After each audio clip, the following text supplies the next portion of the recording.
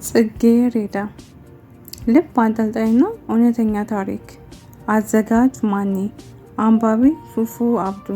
በባለፈው ክፍል የኔ እናት ንጹህ ልብ እኮ ነው ያላት እልና ዝም እላለሁ።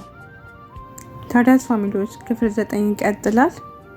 የፈራሁት ቀን ደረሰ። በቃ ወደ ቤተሰቦችህ ልትሄድ ነው እኮ ግን ሰፈራችሁን ታስታውሰዋለህ? አሁን ስትሄድ ግን ታያቸዋለህ እንዴ ወይስ ዝም ብለህ አይታቸው እነሱ ሳያዩክ ልትመለስ ነው? ንገረኝ አለችኝ ማሂ በጥያቄ አይኔን እያየችኝ። አላቅም ማሂ፣ እሱን እዛ ስደርስ ነው የማውቀው። እኔ ግን እናቴን አይቻት አቅፌያት ሳልስማት አባቴ ጉልበቱ ላይ ወድቄ ይቅር በለኝ ብዬ ሳልስመው መምጣት እምችል አይመስለኝም። እኔና አቶ እስማኤል ተዘጋጀን። ማሂ የገዛችልኝን ሁሉንም ልብሶች ያስኩኝ።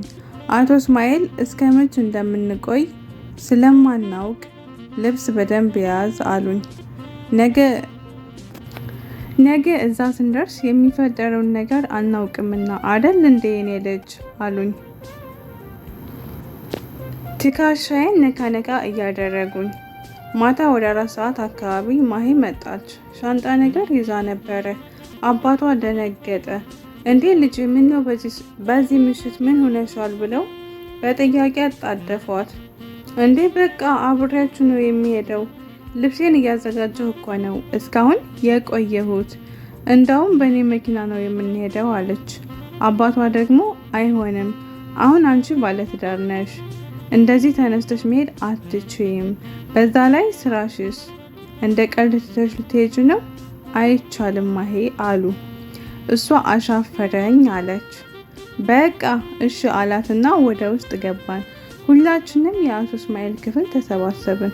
ቁጭ አለን። ማሂ እንደለመደችው እብድ ማለት ጀመረች። እኔ ቀስ ብዬ አንገቴን ወደ መሬት እንደደፋሁኝ፣ ግን ምን አድርጌላችሁ ነው ይህንን ሁሉ ነገር የምታደርጉልኝ አልኳቸው። ማሂ ወደ አባቷ ጠጋ አለችና አቀፈችው። አቅፋ ሳም አደረገችው። ከሳመችው በኋላ የኔ አባት እኮ ደግ እኮ ነው፣ የኔ ልበ ቀና፣ የኔ አባት ባትሆን ምን ይውጠኝ ነበር አለች። አቶ እስማኤል ቀበል አሉና የኔ ልጅ እውነት ለመናገር እኔ ለመጀመሪያ ጊዜ ማሂ አንተን የህይወት ታሪክ ስትነግረኝ ቀን ሌሊቱን ሙሉ አልተኛውም ነበረ። ህመሙን አስታወስከኝ። ሳስበው ልክ እኔ በዛ ሰዓት ያሳለፍኩትን ጊዜ አስታወስከኝ። እንዴት ውስጥን ንድ እንደሚያደርግ የደረሰበት ያውቃል። ከዛ ተጨማሪ ደግሞ በአንድ በር እንድከፍትልክ ያደረገኝ ነገር ማሂ ካገባች በኋላ ብቻዬን መሆን ከባድ ነው። ስቃይ ነው፣ ህመም አለው። ማታ እንኳን በረንዳ ላይ ቁጭ ብዬ ጋቤን እያስተካከልኩኝ ከጎኔ ቁጭ ብሎ የሚያወራኝ ሰው ያስፈልገኛል። ሚስቴ ከሞተች በኋላ ብቸኝነትን እፈራዋለሁ። በሌላ በኩል ደግሞ ፈጣሪ ሰውን ሊያነሳ ሲፈልግ ራሱ መጥቶ ሳይሆን ሰዎችን ልኮ ነው። ያንተንም መውደቅ መበስቆል አይቶ እኔን ልኮልክ ይሆናል አሉኝ። ለዛሬ ሁላችንም እዚህ እንሆን፣ ያው በሌሊት ስለምንወጣ ብዙም አንተኛም። አንተም ብቻህን መሆን የለብህም፣ በጣም ትጨነቃለህ አሉኝ። እሺ አልኳቸው። አንድ ፍራሽ አወረድን። እኔ ምድር ላይ ተኛሁኝ። ማሂና አባቷ ተቃቅፈው ተኙ። ማሂ አይኔን ከኔ ላይ አትነቅልም። ነገ ግን ምን የሚፈጠር ይመስላችኋል? እስቲ ሁላችንም እንገምት አለች። እኔ ዝም አልኩኝ። የማሂ አባት ፈገግ እያሉ እኔ ታይቶኛል፣ ምንም የሚፈጠር አይመስለኝም፣ ሁሉም ሰላም ሆኖ የምናገኘው ይመስለኛል አሉ። የዛኔ እንባ ተናነቀኝ። ልቤ ባፌ ልትወጣ ደረሰች። ጭንቅ አለኝ። አይኔን ከጣራው ላይ ሳልነቅል ተነሱ እንንቀሳቀስ አሉ አቶ እስማኤል። የዛኔ መብረቅ እንደመታው ሰው ሰውነቴ ስንጥቅ አለ። እውነት ነው እንዴ? የሆነ ሰዓት ከህልም የምነቃ እኮ እየመሰለኝ ነው አልኳቸው፣ እንባ እየተናነቀኝ። ተነስ ልጄ የምር ነው አሉኝ። ተነሳን። በአቶ እስማኤል መኪና መንገድ ጀመርን።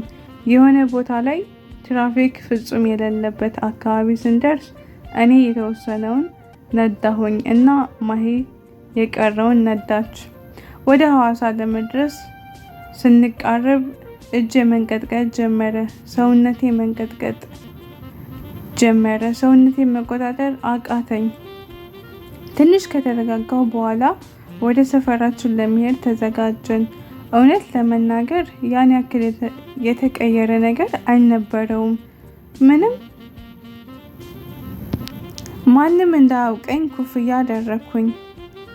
በድፍረት ወደ ቤታችን ሄድኩኝ። ማሂ እጄን ጭብቅ አድርጋ ያዘችና ጠንከር በል፣ ፈተናክ፣ ሐዘንክ፣ ስቃይክ ሊያልቅ ነው ትለኛለች። አባቷም እንድበረታ እየነገሩኝ ወደ ቤታችን ደረስን።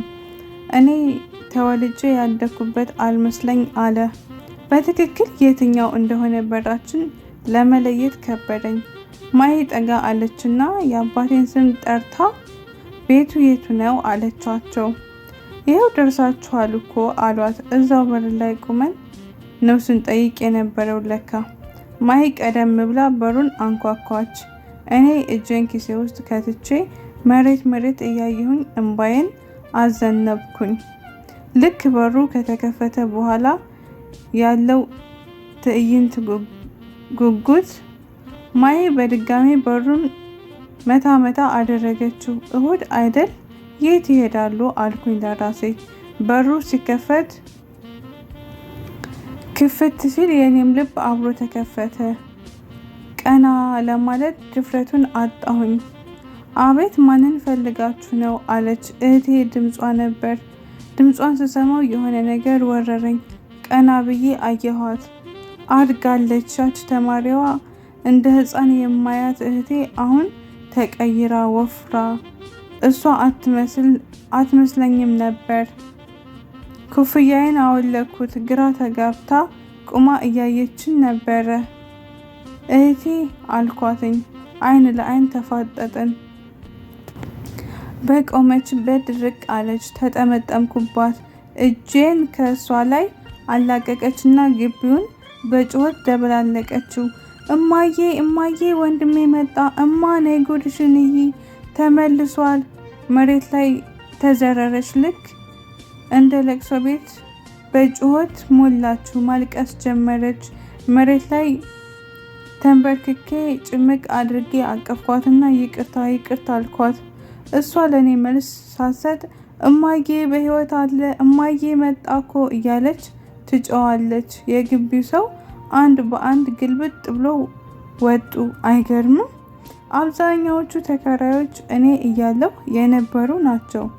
ልክ ስታየኝ አንዷ ተከራይ እየሮጠች ወደ ቤት ገባችና እናቴን እየጎተተች ይዛት መጣች። ታዲያስ ቤተሰብ የዛሬው ፓርት በዚህ ያበቃል። በቀጣይ ፓርት እስከምንገናኝ ድረስ ቸር ሰንብቱልኝ።